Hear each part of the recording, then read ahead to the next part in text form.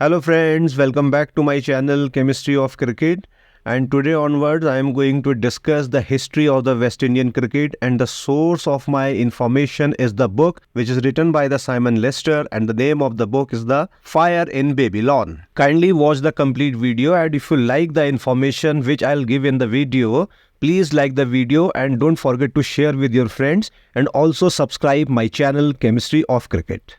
The West Indian side, which had landed in Australia towards the end of the October 1975, was a mix of those who had seen much and those who understood very little.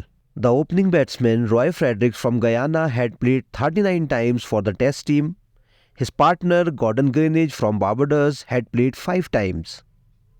Lawrence Rowe from Jamaica had scored a triple, a double, and a century in Test matches innings since 1972. Vivian Richards from Antigua had yet to make that many runs combined in all of the Test matches he had played. Michael Holding did not know the feeling of taking a Test match wicket. Yet Lance Gibbs had experienced it 293 times. The Guyanese off-spinner needed just 15 more wickets to break the world record total. Clive Lloyd was older than 12 of the squad and younger than 4 of the men he captained. Lloyd had been in charge of the side for 18 months. He was 31 but had known the challenges of taking decisions on others' behalf since he was a teenager.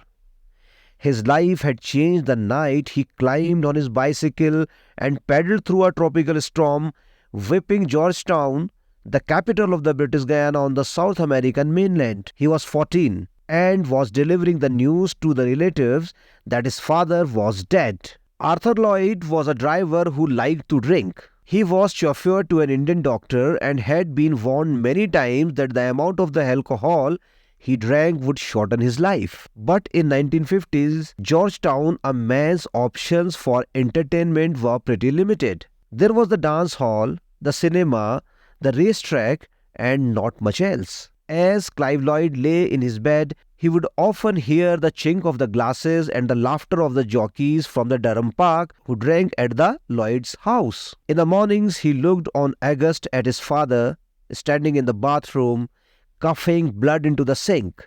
The death of Arthur Lloyd and the manner of it traumatized the teenager. Lloyd had no choice but to leave school as soon he was able in order to support his widowed mother and his 4 younger sisters.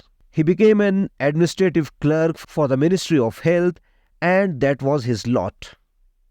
Lloyd was from the black lower middle class, towards the bottom of the colonial society, and he was expected to stay there. His formal education had ceased, and there was no practical way of continuing. British Guyana was a stifling place in the 1950s, where an enveloping stasis of education, the law, religion, and above all, class and race kept people such as Lloyd pinned in their place. But he did have cricket. The colony had produced few outstanding players before Lloyd was born. But then, in the 1950s, there came a flourish of talent. Rohan Kanai, Joe Solomon, and Basil Butcher, and of course, Lance Gibbs. The off-spin bowler, playing his final Test matches on the Australia tour in 1975-76, was Lloyd's older cousin. The teenager adored his cricketing relative. Gibbs had always been a talented spinner. He had to be to get recognized. When he first went for trials with the British Guyana side, he had to perform as a leg break bowler because there was another off-spinner called Norman White, a light-skinned Portuguese. He was not as good as Gibbs. But because of the colonial structure, the enveloping stasis, he was the chosen player. Gibbs' success brought hope to Lloyd, and he needed hope.